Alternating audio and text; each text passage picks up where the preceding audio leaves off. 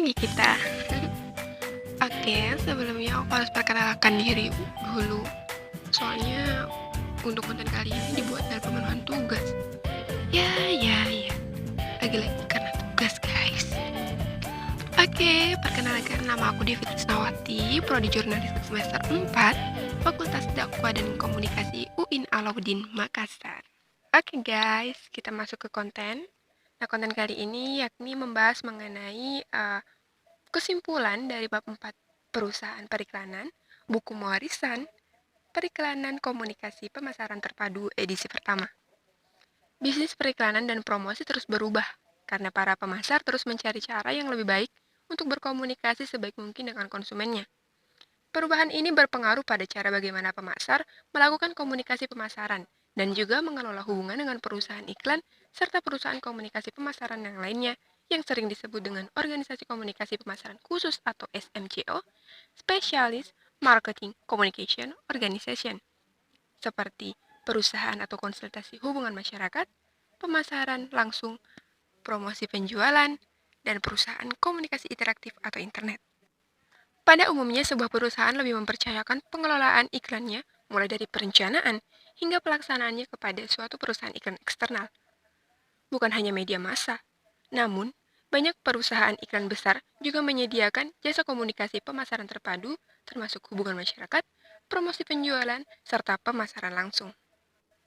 Dalam proses komunikasi pemasaran terpadu, terbagi atas 5 organisasi. Yang pertama, pemasang iklan atau klien. Yang kedua, perusahaan atau biro iklan. Yang ketiga, perusahaan media massa. Yang keempat, organisasi komunikasi pemasaran khusus atau SMCO. Yang kelima, jasa kolateral. Jasa kolateral maksudnya di sini adalah fungsi pendukung yang digunakan oleh pemasang iklan, perusahaan iklan, organisasi media, dan perusahaan komunikasi pemasaran. Banyak perusahaan yang menggunakan lebih dari satu perusahaan iklan untuk memasarkan produknya. Khususnya juga klien pasti memiliki banyak merek produk untuk dipromosikan. Perusahaan iklan berfungsi sebagai rekan bagi klien dan menerima tanggung jawab semakin besar untuk merencanakan dan melaksanakan program pemasaran dan promosi. Sementara perusahaan media sendiri adalah peserta penting dalam proses periklanan dan promosi. Fungsi utama sebagai perusahaan media adalah menyediakan informasi dan hiburan kepada audiens mereka. Namun, dalam perspektif perencanaan promosi, tujuan digunakannya suatu media adalah menyediakan suatu keuntungan bagi pesan komunikasi pemasaran perusahaan. Perusahaan media harus menyediakan materi berita atau program yang dapat menarik konsumen sehingga pemasang iklan atau biro iklannya juga tertarik pada produk yang dipromosikan. Tugas dan tanggung jawab manajer periklanan mencakup hal-hal sebagai berikut: perencanaan dan anggaran, administrasi dan pelaksanaan, koordinasi departemen lainnya, serta koordinasi perusahaan iklan. Sistem organisasi terpusat sering digunakan karena perusahaan tidak memiliki banyak jenis atau merek produk untuk diiklankan atau dipromosikan. Perusahaan besar yang memiliki merek produk dan berbagai divisi pemasaran akan mengalami kesulitan dalam mengelola kegiatan periklanan dan promosi jika menggunakan sistem terpusat. Perusahaan besar seperti ini pada umumnya cenderung menerapkan sistem terdesentralisasi dalam menangani kegiatan periklanan dan promosinya pada perusahaan seperti Departemen Produksi, Riset, dan Pengembangan, Penjualan, serta Departemen Pemasaran memiliki kedudukan yang terpisah. Sistem manajemen kategori memiliki sejumlah posisi yang terdiri dari manajer kategori, manajer merek, dan juga manajer periklanan.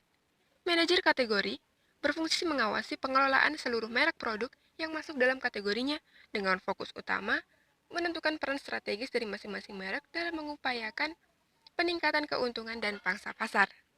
Selain itu, proses pengambilan keputusan dalam hal periklanan atau promosi penjualan juga melibatkan manajer merek, bersama-sama dengan manajer iklan, manajer promosi iklan, dan direktur pemasaran.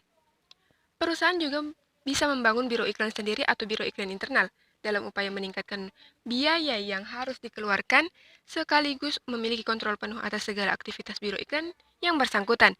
Alasan utama mendirikan biro internal yakni untuk mengurangi biaya iklan yang harus dikeluarkan oleh pihak perusahaan.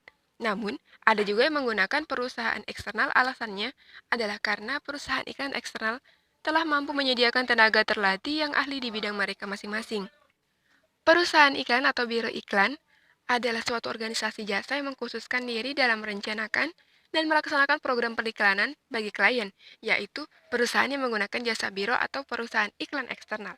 Banyak klien yang menggunakan perusahaan iklan yang menawarkan jasa secara lengkap, mulai dari jasa pemasaran, komunikasi, dan jasa promosi yang mencakup mulai dari perencanaan, menciptakan ide kreatif, produksi iklan, riset, hingga pemilihan media.